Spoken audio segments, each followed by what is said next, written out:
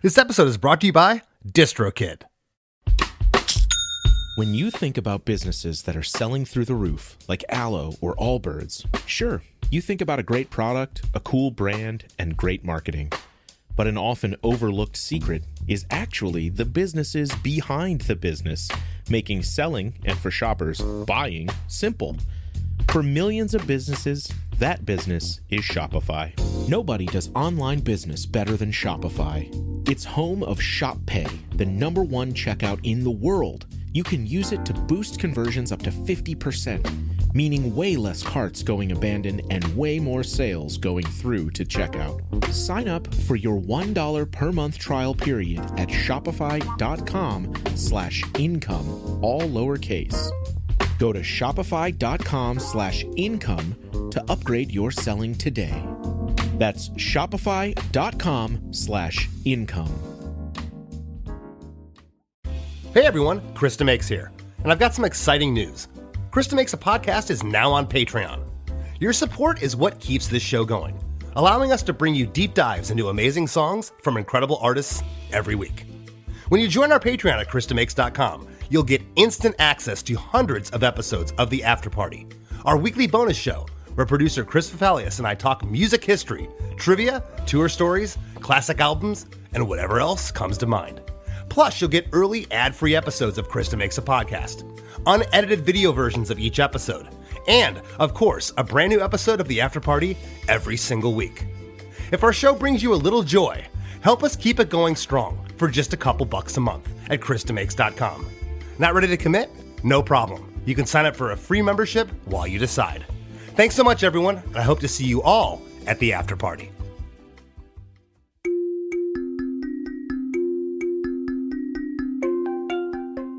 Hey, music nerds, do we have a doozy for you? Today's guest is Brendan B. Brown, guitarist and lead vocalist for the Northport, New York rock band Wheatus. Together, we tackle the writing, recording, and inspiration behind the single, Lemonade, originally taken from their second album, 2003's Hand Over Your Loved Ones. I say originally because the band went on to part ways with Sony Records, then went ahead and re-released the album 2 years later, under the new title, Suck Phony. I'll let you figure that one out. Brennan explained the whole ordeal, and it's a crazy story about their seemingly overnight success happening first in Australia of all places, then spreading to the UK, and eventually the United States as Teenage Dirtbag dominated the charts. It was during this period, while on tour with Eve 6, that Brendan wrote the song. And what a song it is. The bigwigs at Sony blew it with this one. Lemonade, in my opinion, should have been a massive hit. Be prepared. Brendan and I turn up the tech talk on this one, and I loved every second of it.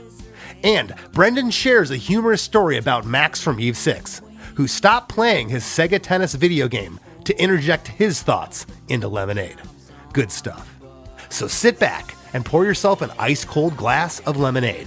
This episode rules. Hey, hey, have you heard? Chris DeMakes a Podcast. Hey, hey, have you heard? Chris DeMakes a Podcast. Hey, hey, have you heard? Chris DeMakes a Podcast. Hey, hey, have you heard? Chris DeMakes a Podcast. Brendan, you are a repeat offender. You've been here before. I'm sorry, Chris. No, you don't. No apology necessary. We're going to get into this song, Lemonade. This is my favorite song right now. I can't stop listening to it. I had not heard this song. My apologies. I had not heard this track. That's okay. I'm just surprised you have. Yeah, no, this song, wow. You know, we touched on it a little bit in the last episode. I remember the retitling of your record, the second album you made, Hand Over Your Loved Ones. You got the rights to the record back and you re-released it as Suck Phony, which is a spoonerism. I'm sure the listeners can figure out what that means. Yeah. Your label, Sony BMG. This is an all too common theme with younger bands. I've seen it happen so many times. I know you have. It's in every rock biography I've ever read. Band goes out, they have an A&R guy, they have a team behind them, and out of nowhere they have this hit, Teenage Dirtbag.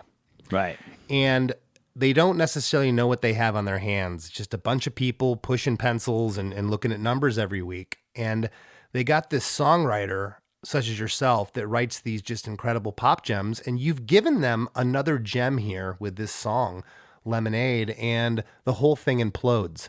That had to be incredibly frustrating. It was weird. I think that their big issue. Well, so we recouped on our first record, right? Which because we made it in my mother's basement. Right. But it seemed as though no matter what we did, I've said before, I feel like we could have brought like Sgt. Pepper to them, and they would have been like, nah. Yeah. Like whatever. But I knew that something was wrong when there was one guy for American radio guy who was sort of like one of these like Barbie doll, Ken doll kind of looking dudes. And he was like, I don't get how this is about your grandmother, because the artwork was not my grandmother, but my great-great-grandmother that my grandfather had done an etching of his one of his great aunts holding on to a crumpled letter from World War I that her son had been killed. Wow. And so it's like this old piece of family artwork. It's the album cover for Hand Over Your Loved Ones. And we thought this is it. This is great.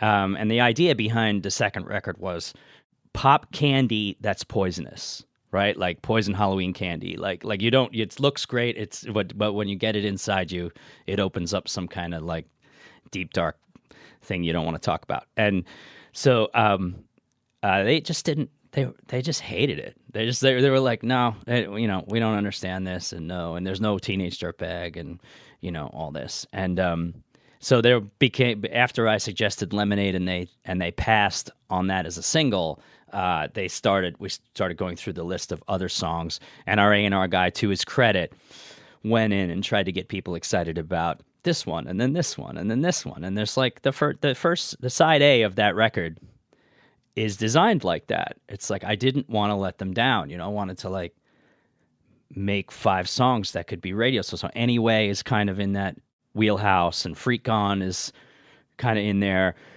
and American in Amsterdam, which was the first single. Yeah, sure. So and they hard passed on like the lot of it. Like they saw nothing in that record, and I was just like, all right. We're 20 years removed here, but I would kind of like you to give me the Ken doll guy A&R person. I'd like to choke him in 2025, because let me tell you something. You want to talk about just little hooks in this song. We're going to get into it here in a second. I know you know, but just the line, tell me if his dick is bigger than mine. Just that alone sounds like a TikTok reel that could go viral, which Teenage Dirtbag did. You guys impressed me so much. That whole thing impressed me so much, and I was so happy for you. And I know I expressed this the last time we spoke. Have you seen Lemonade take off at all? Because this song, to me, I feel like it could be a hit today. Right. Well, I appreciate that, man. It means a lot, you saying that. But it's always been a staple in the live show. We've never not played it. It's always been in the set. It always gets called. We do full request sets, and when we're headlining, and it's not even 3 songs in where 3 or 4 people are shouting it. So, well, how do I answer your question? I don't know how that works, is the honest answer, right? Like how does that work? How does some en masse people get excited about something? I don't really know. Like, yeah. I know that the things that we've done have gotten enough people excited for us to sustain as a band, which is not the case for everybody from our generation, right? So I feel really lucky about that. But Lemonade was such a throwaway for the label, and it never was for us. But it never even had a video until it was 8 years old. I know, and that was confusing. The video came out in 2012, and I'm going, wait, and I'm doing my research for the episode, and I realized the video had to be a late bloomer, an afterthought kind of. But American in Amsterdam, catchy song. I like it a lot. True story too. That all happened. I don't know exactly what's going on. Maybe we'll get you back to talk about that when there's some really really cool lyrics in there. Mushrooms is what's happening. Well, that's what it looked like. Nowhere did you mention weed, which was good, because every other Amsterdam song has to talk about weed. No. But I feel like Lemonade should have been the lead off. This song, especially the turnaround at the end. Oh my gosh, what you do with the vocals at the end of this tune is so good. Just want to give the listeners a little overview here. The first self-titled album came out on August 15th of 2000 that had Teenage Dirtbag on it. And your second record, Hand Over Your Loved Ones, came out in September of 2003. The whole album was re-released on February 14th, 2005. What a great Valentine's Day gift to Sony. As Suck Phony, you guys re-released it. Lemonade was the 5th track on the original release of the album, but on Suck Phony, it was the 2nd track on the album. I also noticed that all of the songs on both track listings were a second off from one another. And I almost wondered if you guys did that on purpose so you couldn't, for copyright or something. Yeah. So, you know what's interesting about that? We felt so like disrupted by the way the second album went. It was such a clusterfuck. So Teenage Dirtbag blows up in Australia in December of 2000 after doing nothing in the States. I had already written Lemonade. Wow. And we had been on tour with Eve 6. That's where I wrote it. I wrote it in the Eve 6 tour bus, sitting across from Max. I'll tell you that story a little later if you'd like, but for sure. But for now, timeline-wise, Dirtbag has come and gone. Nothing's going on. Label's not calling us back. We play Lemonade live for the first time just before Thanksgiving, and we had picked up a lot of Eve 6 tour dates that they canceled. They came off the road. Okay. And in the middle of what we were gearing up to be their opening act for the rest of the autumn, and then it just whatever happened with them, I never found out, but they canceled. And we picked them up like idiots. So we played Lemonade in Lawrence, Kansas in front of 2 people who thought we were Smash Mouth. And it was the first and it was the first and only time that we got high and went on stage because we thought it was over. We were like, this is like, let's play this new fun song. You know, let's see what happens if we get stoned and play. There's only 2 people here. They're asking us to play All-Star. Let's just, let's do our thing. Let's have fun. Anyway, the very next week, you're going to Australia. You're going to be number 1 and blah, blah. It was, but we were so done. I had bronchitis. I was like, forget about it. And when we went to Australia, it was number 1. We were on television and all this. We were like, what happened? This is very different. And we wound up thinking, having conversations like, well, can we have a career in Australia? Like, can we be an Australian band? Is that like a thing? Yeah. Pre-internet, by the way, not pre-internet, Sure. but pre any kind of like social media. And so we decided to start recording our second album while we were there, and we flew back very quickly and started in February, which was about a year after we had made the first one at my mom's house. We started recording album 2 at Jimmy Barnes' studio at a place called the Wheatus in Barrel in the Blue Mountains, about an hour and a half west of Sydney. And we loved it. We were like, oh, this is great, and the engineer wanted to work with us because we had a hit. I'm sorry to cut you off. The Australian Jimmy Barnes, singer-songwriter. Yes, correct. Oh my gosh. Oh, that's awesome. Okay. Yeah, he wasn't involved. It was just his place. Okay, right. Gotcha. So anyway, we're stacking up songs. We're recording. The first version of Lemonade is recorded there, and the vocal and everything's done, And then we got sued. Dude, you just keep getting kicked in the groin. The people think you're Smash Mouth. They're screaming All-Star at you. You get stoned. You go to Australia. You're bigger than the Beatles. I mean, what's going on with you? It was an interesting time. But we got sued, and we had to come back and deal with a lawsuit. And then, like, a week after we get back, like, having interrupted the recording of our second album, Teenage Dirtbag blows up in England, right? So it's like, okay, everything's on pause now. We're going to England. And within the next 3 months, we were on, Top of the Pops and number 2 BBC, single, and like Dirtbag just took us all away from album 2 in its second life, You have no control over that as a band, though. No, what? you And do not. And I think in the last 20 years, and you guys are such a great example, there was no test prior to the last 20 years of how you can be a band in one certain area, or just a TikTok band, or just a YouTube band. I mean, there's so many ways. There's kids, 12-year-old kids making over $1 million a year with their music on YouTube. I haven't figured out how to do that. I love that, by the way. I think that's like, yeah, get them, Like, so do I. I think it's beautiful. You don't need any corporate greed pushing you. You're making all the money yourself. Good for you. Yeah. But I think that all those things that happened to you, a lot of bands have broken up over the things you just cited. We were a wreck. Like, Yeah. I mean, like, I'm still friends with everybody, right? We still talk from that first generation of Wheatus touring guys.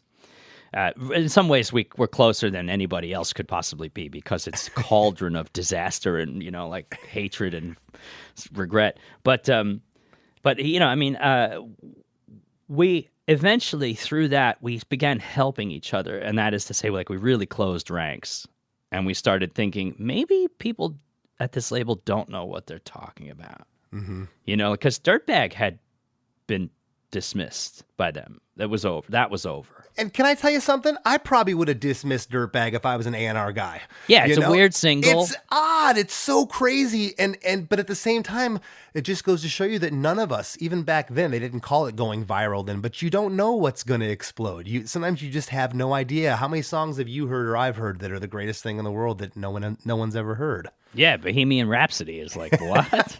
That's a single? Like, good example. Yeah. No, it's a weird song. It's 4 minutes long, or 4:20 or whatever, and it's got that's weird middle verse where the characters switch and some other narrative unfolds. Is it a guy? Is it a girl singing? We don't know. We don't know.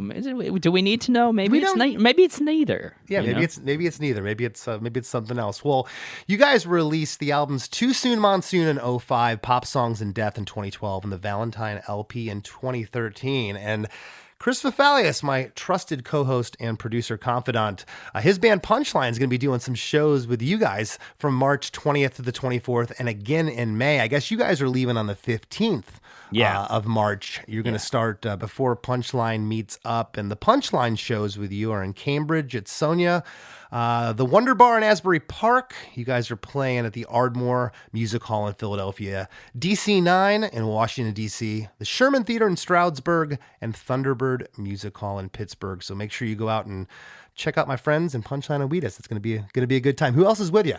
Well, we got a bunch of other acts. We decided to do this sort of like, okay, who's over there? Who's over there? Who's over there kind of thing. So we got MC Frontalot and Talker when we're on the West Coast. Oh my God, just go to wheatus.com/shows. It's a lot of people. There's a lot of like varied stuff. And our booking agent, Alex, is like, finally we found somebody who's like us, and he's eclectic, and he's like, yeah, let's mix it up, So it's going to be exciting. I love that. Well, I want to get into this tune because there is a lot to unpack here. It's 3 minutes and 23 seconds. Unless you look at the original version, it's 3 minutes and 22 seconds. But shh, don't tell Sony. There's an 8-bar intro before the vocals begin. I don't know if I'm anywhere near being correct on some of these sounds. You are the sound master general. You are the creepy dude in the basement. Like, oh, look, I took my transistor radio and I switched things around and listened to this sound right behind me, all this stuff. I learned that from you last time. That's why I'm kind of making fun of you, Brendan. But we'll see what I got right and got wrong. 8-bar intro before the vocals begin.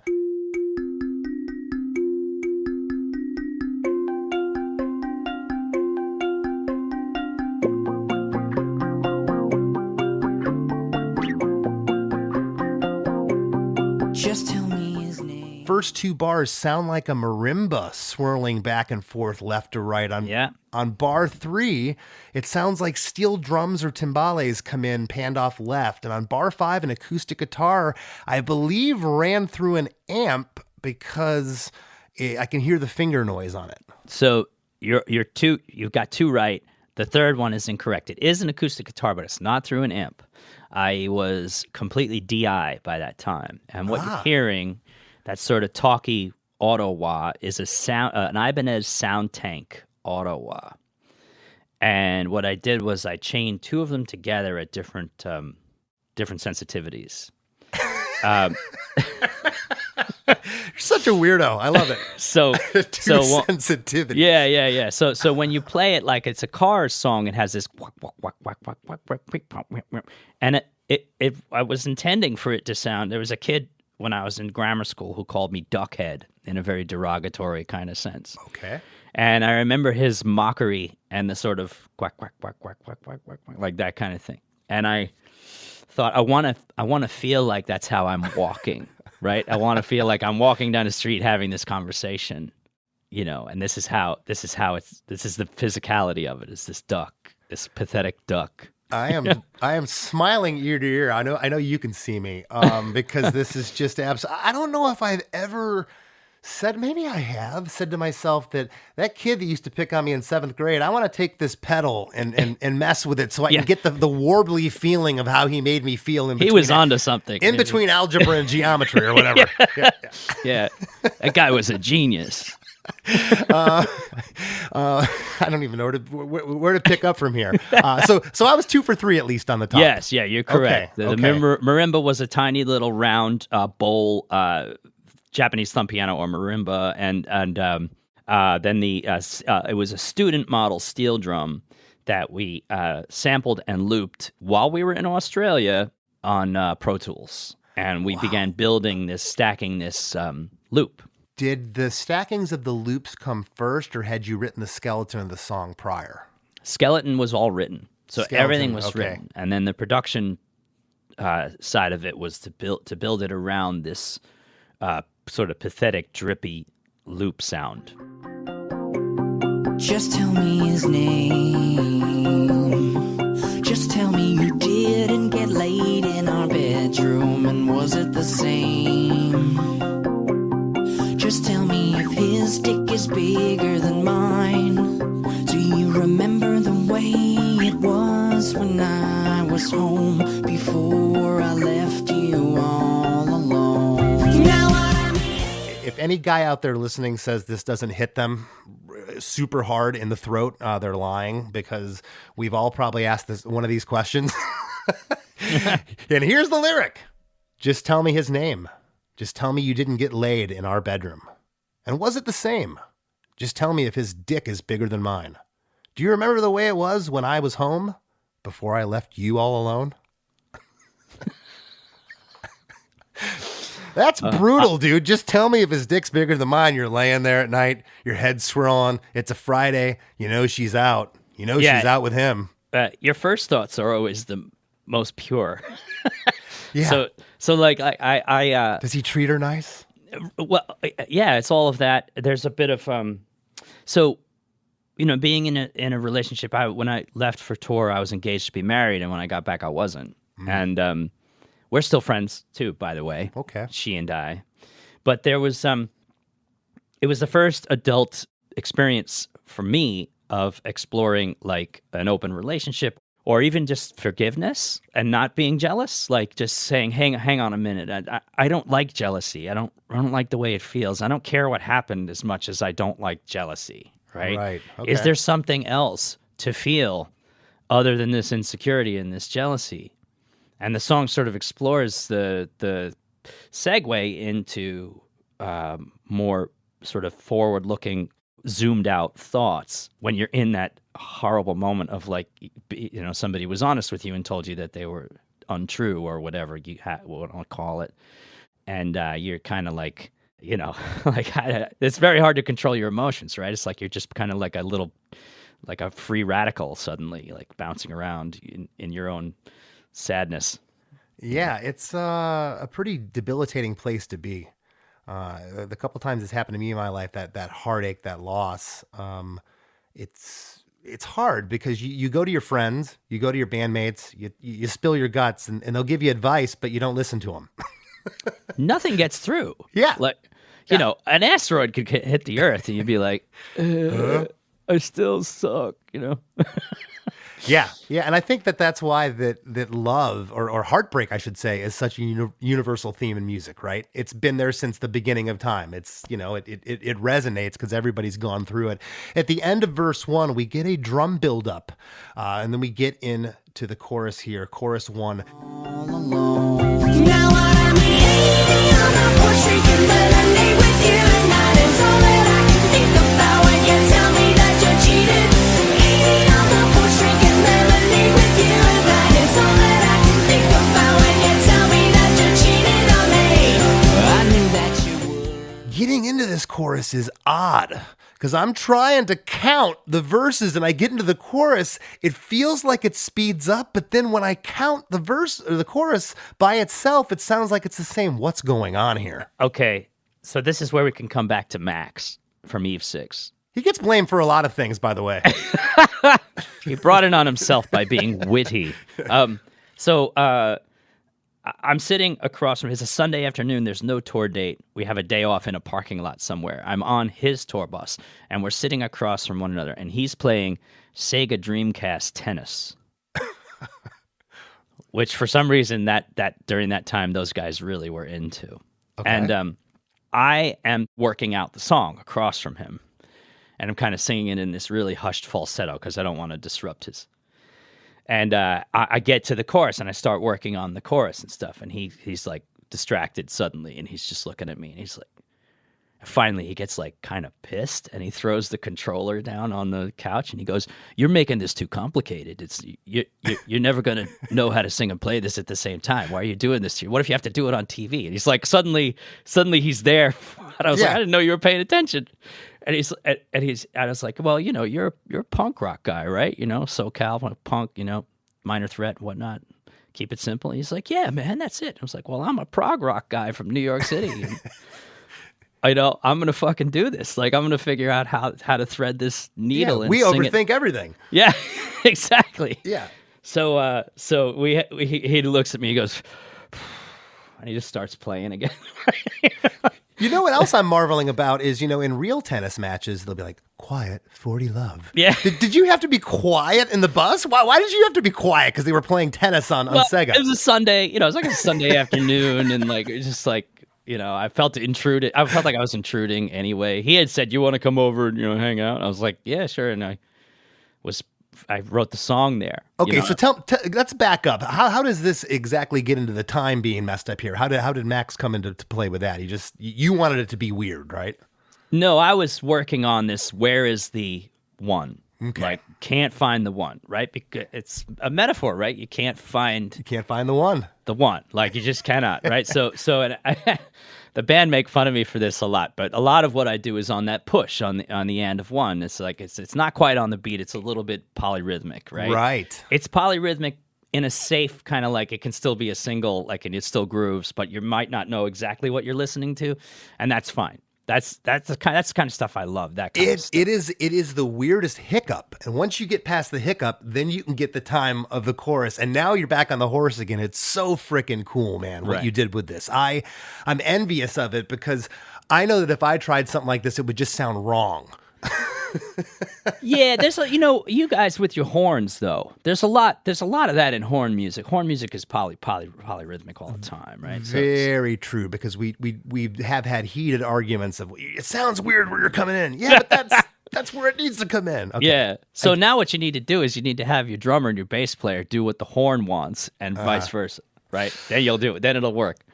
Well, chorus 1, I'm going to read these lyrics, and if you don't mind letting the listeners know what's going on in your head, Brendan. Sure.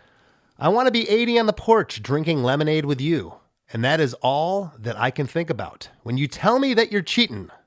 80 on the porch drinking lemonade with you, and that is all that I can think about when you tell me that you're cheating on me." Yeah, it's pathetic, but it's true. It's like, Did you drink lemonade with your ex on the porch? Never had the chance. Never got there. Okay. Why that lyric? Why'd that pop in your head? Just something to latch onto? Oh, it's like the daydream of, like, oh man, like, if I let go of this jealousy and this sort of like insecurity, what replaces it? Well, what replaces it is like a daydream fantasy that's probably not real, right? Like, but it's the dream of romance to accomplish that long-term trust and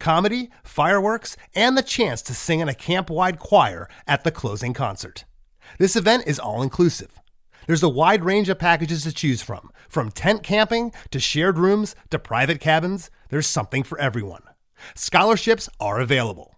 This event is presented by Music Masters Collective, a 501c3 not-for-profit. Their organization is funded by a combination of registration fees, grants, and sponsorships.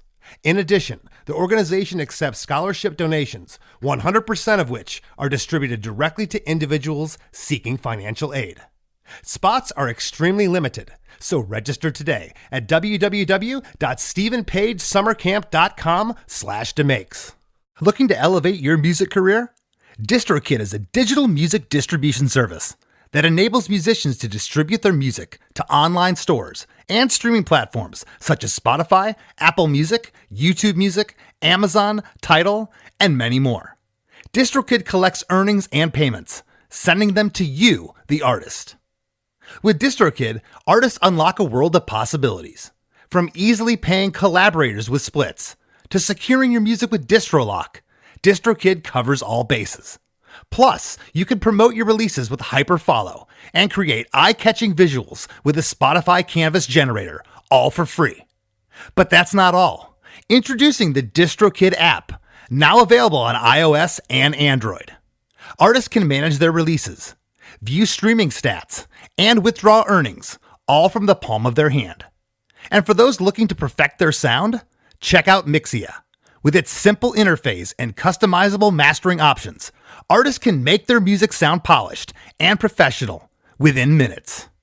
And don't forget about Instant Share, DistroKid's newest feature. Share large files securely with collaborators, producers, and more, ensuring your music streams at the highest quality. Ready to take your music to the next level? Download the DistroKid app and explore their suite of tools today. Plus, listeners can enjoy 30% off their first year by visiting distrokid.com/VIP/DeMakes. That's distrokid.com/VIP/DeMakes. Any vehicle can take you places, but why stop there? The Alfa Romeo Tonale combines luxurious Italian design and electrifying performance to make every mile a masterpiece and every arrival unforgettable. When precision meets instinct and power moves with purpose, you never have to stay in a lane. Experience a world without limits in the Alfa Romeo Tonale plug-in hybrid. Tap the banner to learn more. Alfa Romeo is a registered trademark of FCA Group Marketing SPA, used with permission.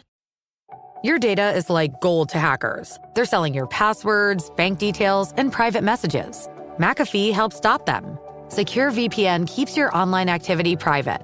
AI-powered text scam detector spots phishing attempts instantly. And with award-winning antivirus, you get top-tier hacker protection. Plus, you'll get up to $2 million in identity theft coverage, all for just $39.99 for your first year. Visit McAfee.com. Cancel anytime. Terms apply.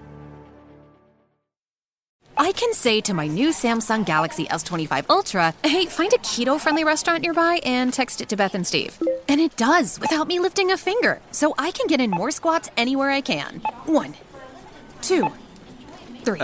Will that be cash or credit? Credit. 4. Galaxy S25 Ultra, the AI companion that does the heavy lifting so you can do you. Get yours at Samsung.com. Compatible with select apps. Requires Google Gemini account. Results may vary based on input. Check responses for accuracy. I'm ready for my life to change. ABC Sundays. American Idol is all new. Give it your all. Good luck. Come out with the golden ticket. Let's hear it. This is a man's world. I've never seen anything like it. And a new chapter begins. We're going to Hollywood. Carrie Underwood joins Lionel Richie, Luke Bryan, and Ryan Seacrest on American Idol. New Sundays, 8/7 Central on ABC and stream on Hulu. Hey, it's Chris Fafalius here. Look, how many times do I have to ask you to go subscribe to One Hit Thunder wherever you get your podcasts? I'm sure you've been listening to Chris DeMakes a Podcast forever, and if you like this podcast, you'll like that one too. You get to hear us talk about Take On Me or Flagpole Sitta or Tipsy or whatever song we're doing that week, and we laugh a lot and we learn a lot. And sometimes we discover that a band is actually way better than their hit song, or sometimes we learn that the band totally sucks and should never have had a hit. But regardless, it's always fun. One Hit Thunder, just go subscribe wherever you get your pods.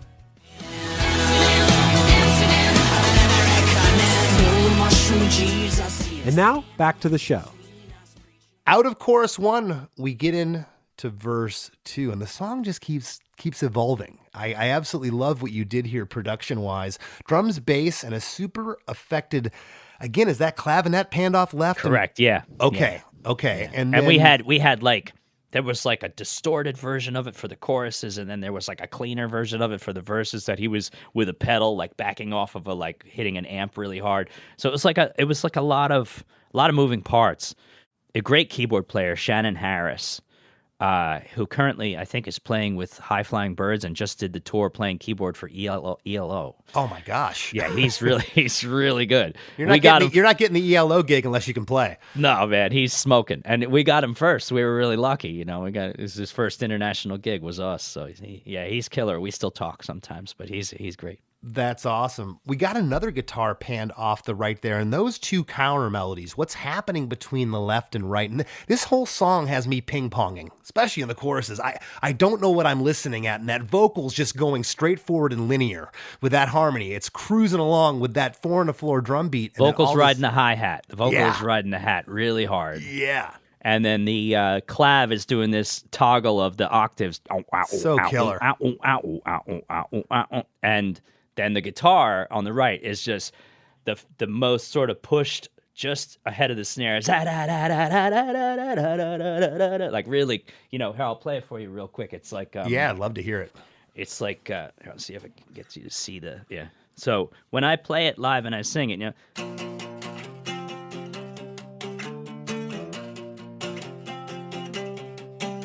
everything is monstrously pushed.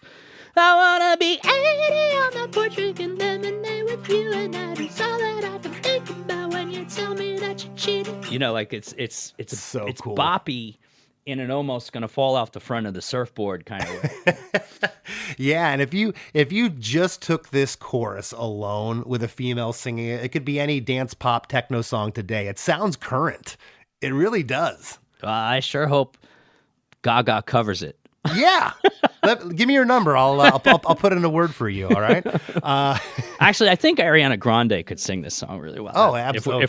If we're putting forward our feet, here. Our best foot. Yeah, that would. Yeah. We're putting our feet in our mouth. Yeah, she would. I knew that you would. I knew 'cause you told me it runs in the family, and I did the same. So I guess that I deserve half of the blame. Do you remember the way it was for us before all of the blowjobs on the bus? Now I knew that you would. I knew because you told me it runs in the family. And I did the same. So I guess that I deserve half of the blame. Do you remember the way it was for us before all of the blowjobs on the bus?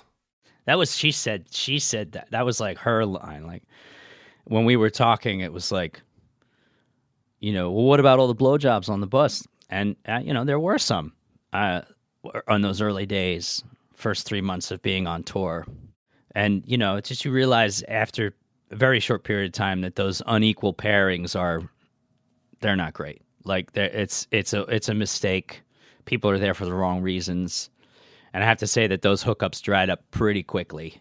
But, and just kind of getting your head around the way that, like, we don't need to do this to be good. We don't need to do this to rock or what, like, what is this? Like, this is weird, So, yeah, well, I mean, especially with what was going on with you guys, how do you prepare for that? You couldn't get arrested in the States. Next thing you know, your song's blowing up in Australia, and you go over there and, it sounds like you were getting attention from females all of a sudden too. Yeah, and for me that was like really weird.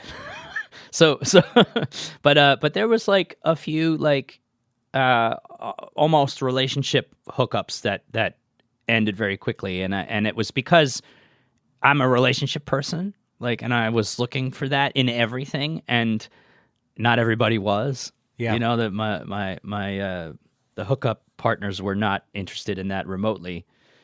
And that was a learning process. That was like its own painful story in some ways. Gotcha. Well, the last two lines here in verse 2, do you remember the way it was for us before all the blowjobs on the bus? We get harmonies on those lines. And I had written in my notes, it sounds like female backing vocals. And those indeed are. Because it was her line, I kind of wanted to put the females behind it. It's great. I was thinking, did you even pitch your falsetto there? Because I'm like, it does not sound like a man's voice falsetto there. No. Okay. There's no pitch correct on this record. Oh, I meant like pitching your vocal up as the backing vocal to make it sound more female. I've never done that. I have yet to do that. Yeah. Good for you. Good for you. Well, chorus 2. Now I'm 80 on the porch drinking lemonade with you, and that is all that I can think about when you tell me that you're cheating. 80 on the porch drinking lemonade with you, and that is all that I can think about when you tell me that you're cheating. Tell me that you're cheating. Why should I? Same lyric throughout, except we get one more line we'll get to in a moment. I Wanna Be is just you. The rest of it has harmonies on it. However, in chorus 2, that sequencer sounds louder. That bell sounds louder here in chorus 2. Driving a little harder. Yeah. Driving a little harder, right. Yeah. Do you remember being cognizant of that when you were mixing? Well, I was there for the mixing. I attended the mix. It was Spike Stent who mixed it at Olympic Studios in London. And he really liked the song. And he worked on it for like 2 days, which was a long time for a guy like that. He mixed Madonna, and those guys can crank out mixes in 3 or 4 hours. Yeah, he's got 4 guys working on his Pro Tools rig. He's so fast. But he loved it, and he kept like experimenting with how that chorus could crush. And I think he really nailed it eventually, because the second chorus is a little different from the first in its flow and its punch. That sequencer, that bell, makes it sound more urgent. I mean, the first chorus sounds urgent as ever, just the way it's structured and how it gets into the chorus oddly from the verse. But man, it is just driving here in chorus 2. On the last line, we get a "Tell me that you're cheating." This is different from verse 1. On verse 1, you would have already started verse 2 where this new lyric is. That's another thing I love about the chorus. It extends a little bit. It's almost like a half measure before you go into the next part. Right. Well, this is the end of the conversation. Right? Suddenly we're not talking anymore, and I'm in my own head. Okay. Just sort of, why should I care about the next bridge lyric, I guess, right? Gotcha. Yeah, well, getting into the bridge, man, from here out, okay, it's just, you can't give a record label any more hooks than the last minute and 43 seconds of this song. I'm serious, man. You did your work here. You did your work. This song is man. This song's so freaking good. Why should I care about the long run? What should it matter to me? I always knew I'd end up with no one, and now I know that the end is near, 'cause you've replaced me. Why should I care about the long run? Why should it matter to me? I always knew I'd end up with no one, and now I know the end is near, 'cause you've replaced me. Yeah. It sucks. I think hearing it. It feels really like just totally given up, like kind of on the notion of relationships in general. Yeah, and isn't that so weird that, oh my gosh, I've felt that before, where you've been replaced. That's a horrible feeling. Oh yeah, yeah. Like it's simultaneously like you're not special, and you're probably defective. Right. You're defective because I left you. Yeah, you're defective. And then so much you feel it, so you internalize it so much that you actually ask the question, maybe relationships are not for me. Like, I don't want this to happen. I don't want to let somebody down like this again. Mm-hmm. Yeah. Well, how many people have we said, I'll never get married again? Until you get married again. Well, I've never been married myself, so I have a long-term partner, and we talk about Goldie Hawn and Kurt Russell a lot. Yeah, you're happily unmarried. Why throw a monkey wrench in the chicken? I know. All right, well, we get some really cool things that happen here in the bridge. The drums get super loud on the crash, and bass and stereo guitars are crushing it here. And then we get these ooh backing vocals that are on every beat. That makes it so urgent. Talk about that a little bit. That's so cool. I really wanted female voices to be super forward in this song, like, and to literally swallow it whole, right? And have them overwhelm the entirety of the statement and the music and everything. And that's where it begins. So now that the conversation is over and I'm in my own head, this female presence begins to like really just grab the reins and make it do what it wants. I never thought about what you're talking about in the context of the song. It makes me even like it more. Yeah, I kind of just took my notes and the song means what it means to me. But now that you're telling me, wow, that these characters are actually going back and forth, it's really neat. Yeah. And that's just where this is the sort of the struggle, his internal struggle. Now I know the end is near because you replaced me. And then it's their song after that, right? He's done with thinking romantically or thinking he deserves a relationship or any of those stupid, immature ideas, right? Gotcha. You deserve to be happy, like. What a bunch of bullshit, man. Like and it's I actually, in my soberest of thoughts, I think that is a huge problem in culture, that like you deserve a partner, you deserve to be happy, you deserve a significant. No, you fucking don't. No, you don't. I don't believe that either. Hell no. No, I agree. Okay. We agree on one thing, Brennan. Yeah. All right. Let's go on tour. Whose idea was that again? A couple more things here in the bridge. I love how the ooh-oohs start out on the first line. On the second line, why should it matter to me? We get another backing vocal, ooh. It's just a straight ooh that happens there. We get those oohs on every beat on the next line. And then the last two lines. And now I know the end is near. The drums get quiet with a buildup along with bass. The marimba sounds centered here and a crazy pitch guitar or something going off left. Something's going haywire over there. So that is we're talking about getting into the solo. Getting into the 16-bar organ solo, correct. Yeah. So it's it's an organ, like you said. It's a Nord lead 3. And it's also does it run through a Leslie? No, yes, but also we MIDI triggered the third keyboard, which was the one he was playing the clav on. So the synthesizer, Hammond, clavinet, right? Those three. And he performed it on the Nord, but the Nord was triggering the Hammond and also another patch on the clavinet board that had an Oberheim polyphonic in it somewhere.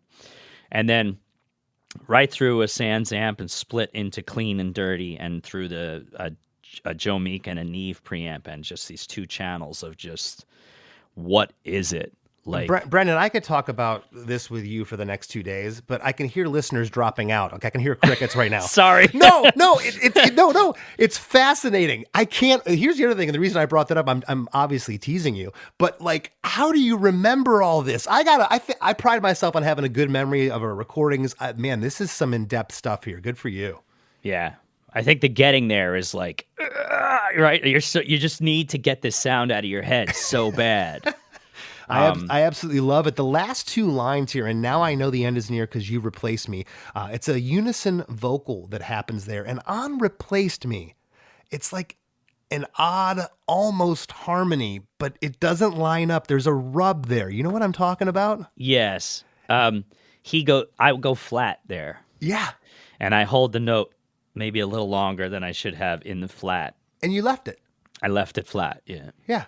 I love that. I wish I could leave something like that. And I've talked about this before with other artists. That's part of a craft, part of letting something go and being like, that doesn't mean anything. It can be a little flat. Well, it's his defeat, right? He's done. Didn't even think about it he's like done. that. It's their song now. So being flat is a nice place for them to take over from and say, you didn't know what you were doing with this track in the first place. Let us do it. I love it. I absolutely love it. Some of my favorite bands had big organs, okay? Run through Leslie's, powerful sounds. We're talking Argent, Boston, ELO. Always loved Deep the organ. Purple. Deep Purple. I mean, it can, organs can be heavy. Uriah Heep is another band that comes to mind. But you guys go into a 16-bar organ solo after all this. That's just, this part is as catchy as anything else, too.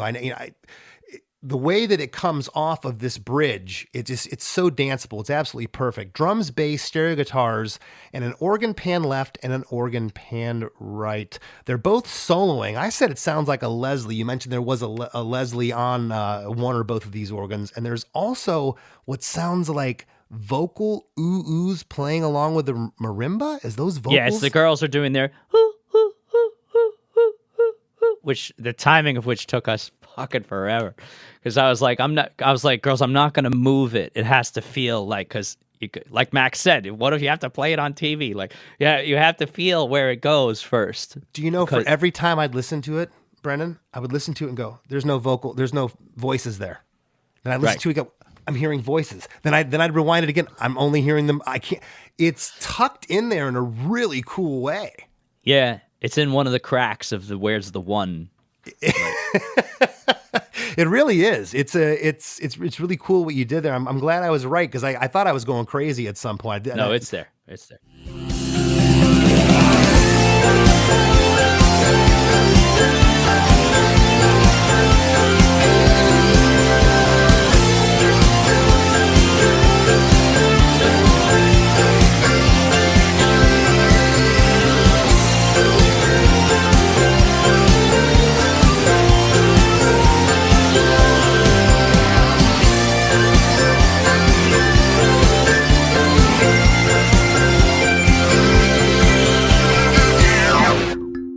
Last thing I wrote in this section, this part is absolutely killer. And then we get into, which is weird, because you start singing before the 8th bar on the intro. But here we get a 6-bar re-intro, and then you start singing. I tried to figure out, and I can't for the life of me. My counts might even be a little wrong, but these parts are very close, but they're different. Yeah. So the way that the loop is there, right? And keep in mind, it's been going consistently throughout the song. It's never changed. The boom, boom, boom, boom, boom, boom, boom, boom, boom, boom, right. boom, boom, boom, boom. Right. So that's life continuing to be lived by other people, right? That's just like it's ignoring you, you know? And eventually you're spat out of this relationship and you're kind of trying to find the timing to come back in and not understanding that. Like, you don't even understand, like, yourself anymore, right? You mentioned heartbreak before. It's like you're gone. You know, you lose 20 pounds in a week and you don't know how you did it. Like, you're gone, right? You're broken. So go outside. And go try and catch a subway and see what the fuck happens, man. Wait a second. Were you thinking of this when you were creating the song, or are you looking back now and going, this part is what conjures up these feelings? And this. I remember why things felt right to me. Yeah. I remember. It's so cool. I remember saying to Phil and to my brother, no, it's because he's confused. Yeah. And everyone, you would come in there. Okay, we'll come in there. Absolutely love it. Well, now what I'm calling the end of the song. Okay, we get into verse 3, but verse 3 is also a chorus, and chorus 3 is also a verse. It's a round. And I'm going to tell you something about these two parts. We're going to start off with verse 3. The more I listened to it, I couldn't hear both vocals at the same time. I found myself zoning in on one. But at the same time, if I could get out of that headspace and listen, how it was, again, kudos to the guy that mixed this. His name again? Spike Stent. Spike Stent. I mean, he killed it. It's incredible. And again, it's making the whole song, especially the choruses, are making my ears just kind of go back and forth. I'll use the term ping pong match again. It's so cool. I love that you get the bigger dick line in again. You had to, because that to me is one of those things that I don't know. It definitely is a hook in this song. Here's verse 3.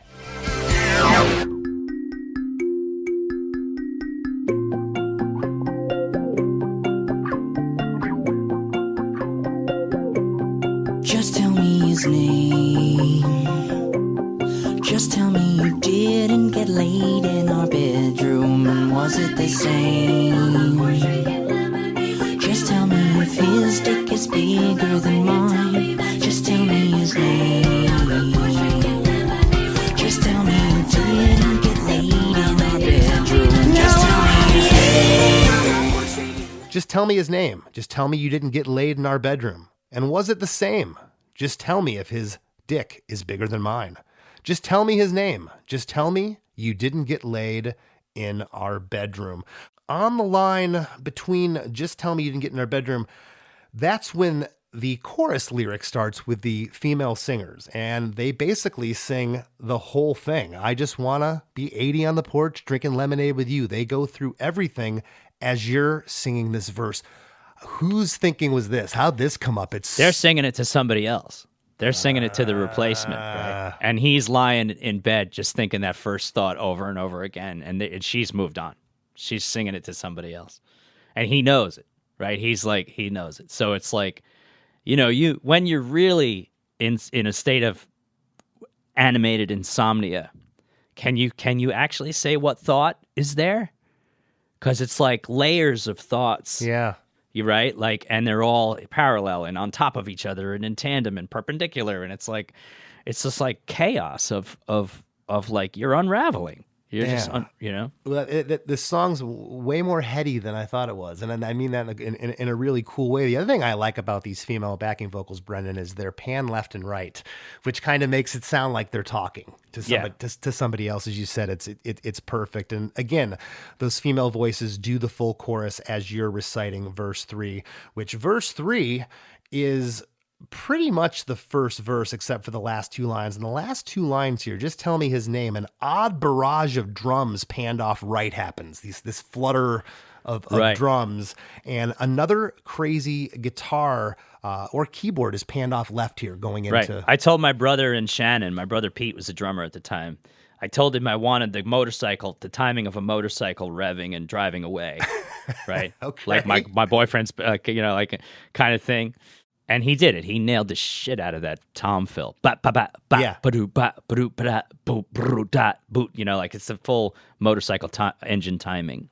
I love it. Well, coming out of the reintro, getting into this verse, and now we're going to go into the chorus. I feel like you do get a double chorus here because you're two hearing Twinkies. It. Yeah, you're getting two Twinkies for the price of one.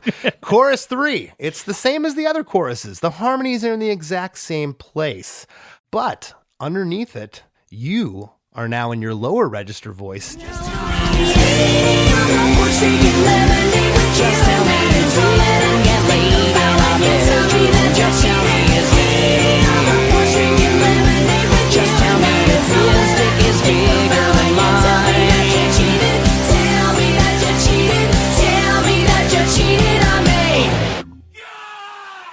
His future isn't very bright, right? He fucked it. And he may well and truly might not be relationship suitable in any sense. And he knows that. But he's still stuck on this dumb, jealous, petty thought.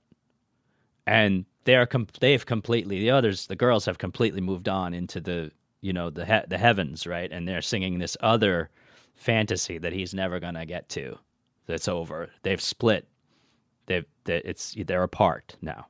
Well, the band ends abruptly at "Tell me that you're cheating on me," and then you hear back this up like probably 10 times. It sounds like a scream of God. Yes, that's what it is. It's my brother, and the reason is because you got the drum take in one shot.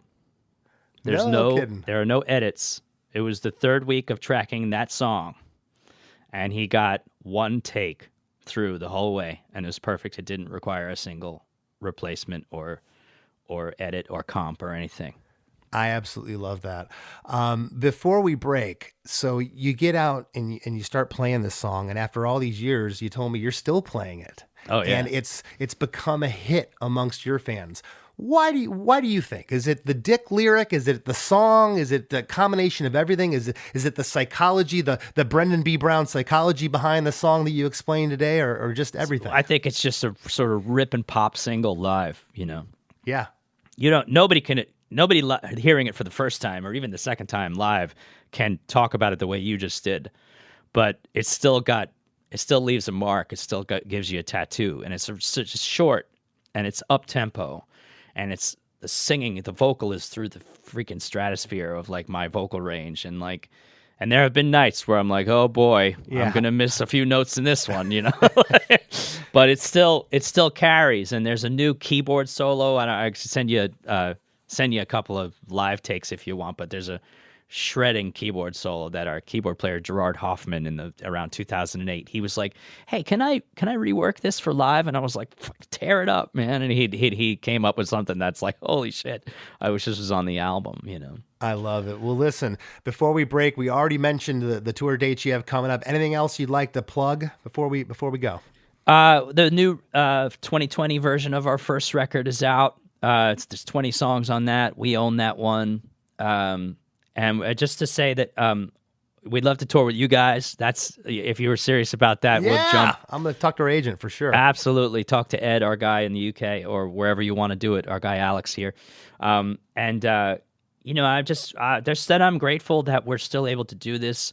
And I think as soon as this 25th anniversary year is done, we're probably going to. Well, we're going back with Soup in November and December to do that. We're doing our own 25th anniversary tour in November over in the UK, but then we're tagging on that arena show at the O2, Wembley with Soup. Oh, awesome. So that's something to look forward to. But after that, I think we're going to take a break and make album 7 finally, which I'm happy to say is crafted a lot more like Hand Over Your Loved Ones, the record that Lemonade is on. Great. So yeah, we got like sharper corners and more pop kind of like aggressiveness, and it's for a long time it didn't make any sense to do something like that for me because it didn't work. but here you are. So hey. Thank you. Nerds unite. Yeah, man. All right. Hey, man, again, thank you so much for sitting in. I really appreciate it. Thanks for having me, Chris. This was really fun. You would stick here with me, I would let you in. But I won't. I sit around the house and I'm out. Pick up the phone and order some food, and then sit back and eat my feelings. I hope you all enjoyed another amazing episode with Brendan. I'm really excited to go play some shows with Wheatus in a couple weeks here. And I'm also really excited to talk all about this episode with Chris in the rap segment that's coming right up after a few words from our sponsors. ID Tech, the first and most trusted tech camp, is where kids ages 7 to 17 find their people. The coding and creating people. The fire-breathing, shell-spinning BattleBots people. The just as happy building games as they are playing them people. At 75 prestigious college campuses all across the country, ID Tech features over 50 epic courses like BattleBots, AI and machine learning, game design, and more. Visit IDTech.com and use code IDTech to save $150 on a week that's guaranteed to be a highlight of summer. My dad works in B2B marketing. He came by my school for career day and said he was a big ROAS man. Then he told everyone how much he loved calculating his return on ad spend. My friends still laugh at me to this day. Not everyone gets B2B, but with LinkedIn, you'll be able to reach people who do. Get a $100 credit on your next ad campaign. Go to linkedin.com/results to claim your credit. That's linkedin.com/results. Terms and conditions apply. LinkedIn, the place to be. Flex your business with an American Express Business Gold Card. You'll earn 4 times membership rewards points on your top 2 eligible spending categories, like transit and electronics, each month, on up to $150K in combined purchases per year. Plus, you can now earn 3 times membership rewards points on flights and prepaid hotels booked on AmexTravel.com. Terms and points cap apply. Learn more at americanexpress.com/business-gold. Amex Business Gold, built for business by American Express. This episode is brought to you by Progressive Insurance. Do you ever find yourself playing the budgeting game? Well, with the Name Your Price tool from Progressive, you can find options that fit your budget and potentially lower your bills. Try it at Progressive.com. Progressive Casualty Insurance Company and Affiliates. Price and coverage match limited by state law. Not available in all states. Don't miss your window of opportunity. Upgrade your space now during Blinds.com's anniversary sale and save up to 50% site-wide. Our design experts can help schedule a professional measure and installation, plus guidance for DIYers too. With over 25 million windows covered and our 100% satisfaction guarantee, you can count on Blinds.com to deliver results you'll love. Shop Blinds.com's anniversary sale now for up to 50% off site-wide. Save up to 50% site-wide at Blinds.com. Rules and restrictions may apply.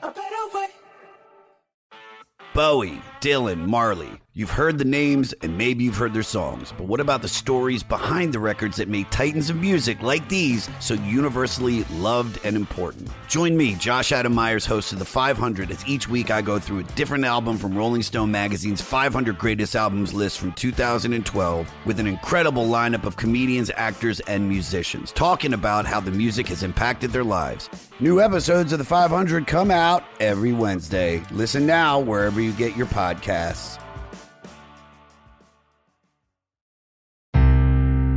As we near the end of the show, here's a band you might not know. Welcome to this week's Band You Might Not Know. If you'd like your band to be considered for Krista Makes a Podcast, email your best song via MP3 only and a short bio to bandyoumightnotknow@gmail.com. This week's featured artist is Hayden King, a pop punk and emo solo artist from Semmes, Alabama, featuring himself, Hayden King, on guitar, bass, and vocals, Eric Ventura on the drums, who also engineered the project. This is the second song that Hayden has released. It's pretty cool. Send your stuff in. Maybe I'll play it. I think this is awesome. This is the second song he's released, streaming on all platforms. Los Angeles is not for lovers.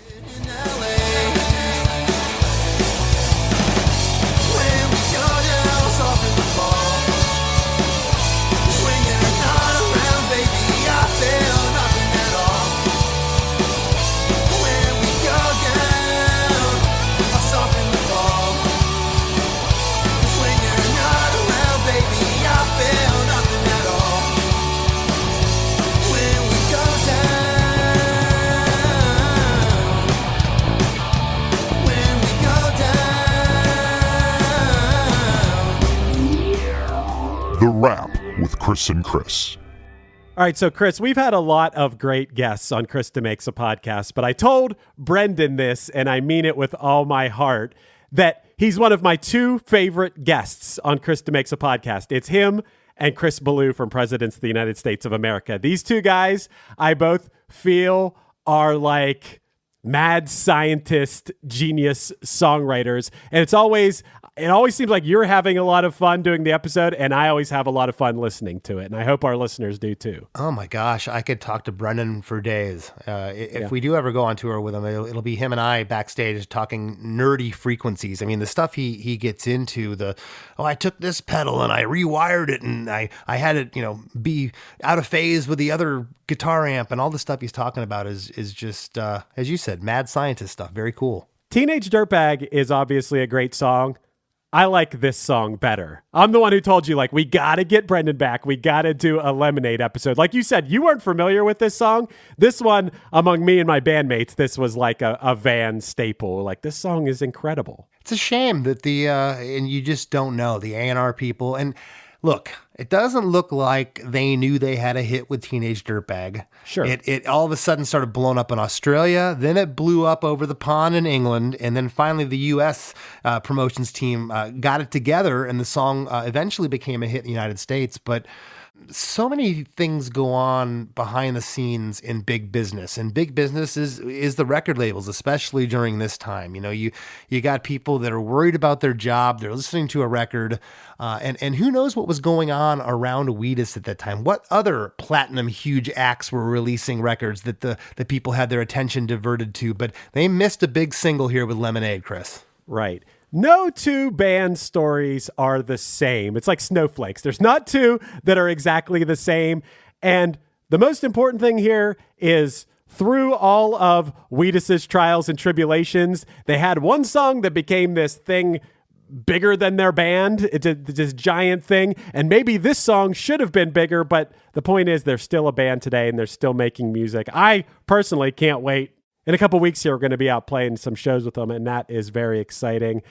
I think even beyond the lyrical themes of the song and all the sonics and nitty-gritty details that Brendan can talk about, he also approaches the songs in what you called a heady way. It's almost like he's thinking about the song a way a film director would think about the movie he's working on. That's exactly it, Chris. You hit the nail on the head. It's like these little vignettes that are happening within the songs. Oh, well, I wanted to evoke this type of emotion with the guitar. It has to be, and then that drum part, he's like, yeah, I want it to sound like a motorcycle, and the guy's taking off. Can you make the drums sound like that? And I can't say I've never approached music like that. It's probably the last thing I think of. Every once in a while, I'll think of something clever, like, oh, we should put a bell in here because it references this, or we should do that, but not like he does. His brain is doing something completely left to center with that. Yeah, it's like every single sound that is in the song and every single choice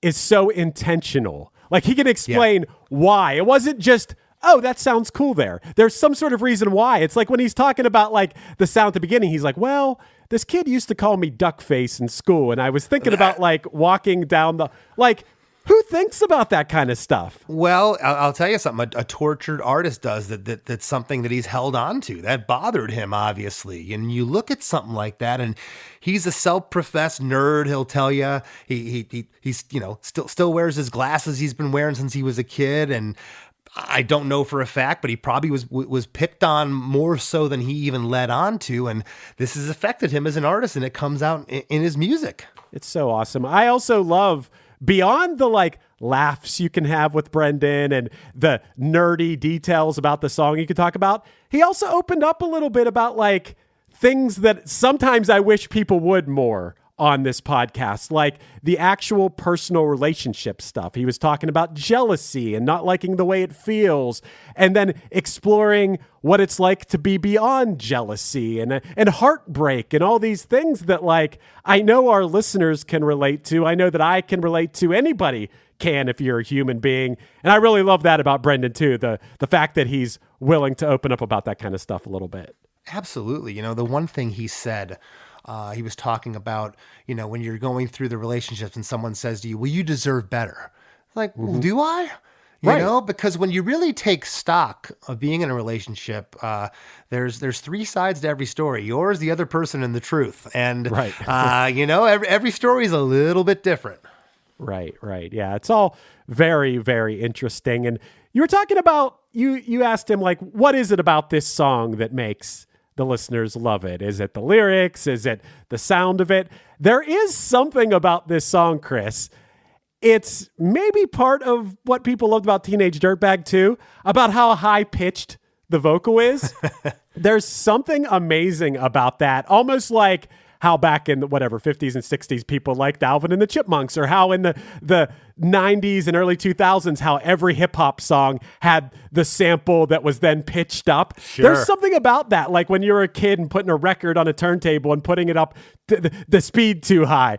There's some quality of that in this song that just appeals to my ears, and I think appeals to people's ears in general. It's like how on TikTok now that trend, which they did it with Teenage Dirtbag, to like speed it up a little bit. There's something that it just appeals to the human ear about that, I think. Yeah. Well, if the last episode with Brendan didn't get me to take a deep dive into their whole catalog, this episode definitely did. I'm going to go back because I think he's a absolutely fascinating songwriter and a wonderful human being. I'm stoked about your tour coming up. Check out those dates. Make sure you do Punchline and Wheatus on tour starting March 20th.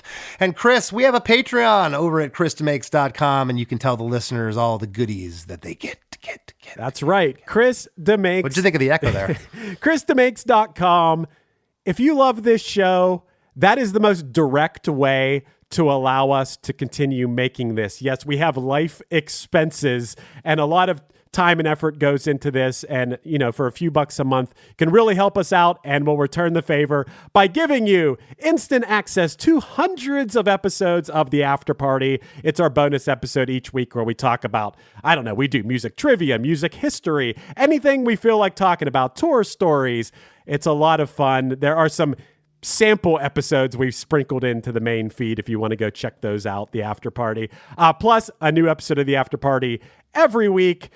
You can get early ad-free releases of each week's episode of Krista Makes a Podcast. You can get the unedited video version of the podcast. Everything you could want, KristaMakes.com. And also, if you love our show, please go over on Apple Podcasts or Spotify and leave us a 5-star review. Not a 4-star, leave us a 5-star. And Chris, I actually have one for us today. Do you want to hear it? Let's hear it. And I know it's going to have a wacky name too. This one isn't that wacky. This one is from the Green Day Kid, who gave us 5 stars. Okay. The Green Day Kid gave us 5 stars and said, "This is awesome," and then left us a run-on sentence, which I'm going to read to you. It is, I'll try to read it as the way it's written.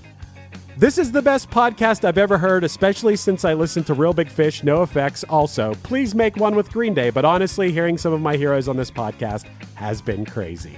And Green Day Kid, we would love to have we'd have any member of Green Day on the show. Hopefully someday we can have all of them. That's right. Green Day Kid. That's one of the more normal names we've gotten on here, Chris. I like that. That's right. Yes, thank you for supporting our Patreon. Thank you for leaving those 5-star reviews. And I want to thank this week's guest, Brendan B. Brown, for being with us. And we'll catch you later. Hey, friends. Have you been loving Krista Makes a Podcast? Well, spread the love by leaving a 5-star review on Apple Podcasts and Spotify. Don't hesitate to share what you enjoy about the show in an actual written review on Apple Podcasts.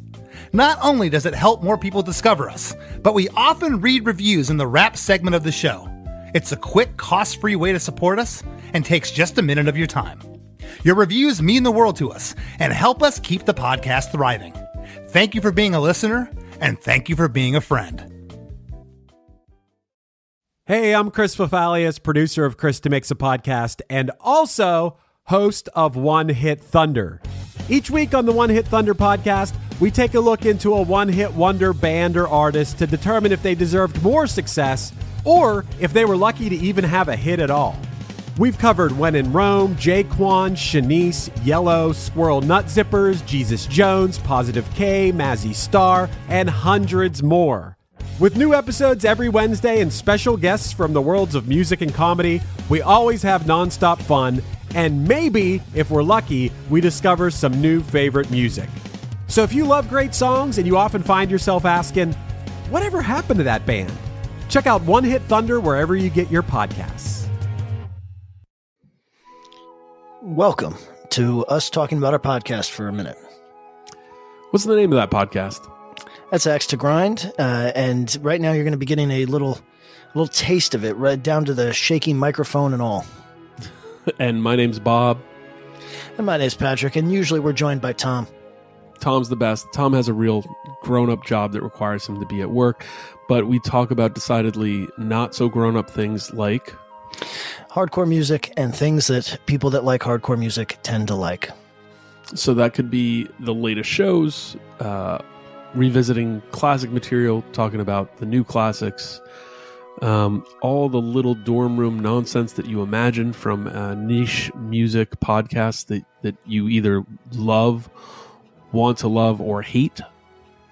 Yeah, imagine all the emotions that you have towards a genre that has impacted your life, and then condense them down to an hour to 2 hours a week. So triangulate your speakers. Think about jumping off the bed, singing along, dancing like an idiot, and listen to Axe to Grind podcast. Hey, this is Steve Choi, host of the Musicians Guild podcast, part of the Sound Talent Media podcast network. Within the four walls of the Musicians Guild, we'll be discussing the habits, idiosyncrasies, experiences, and general psychology of my friends and peers, all involved with music in various capacities. Listen and subscribe at soundtalentmedia.com.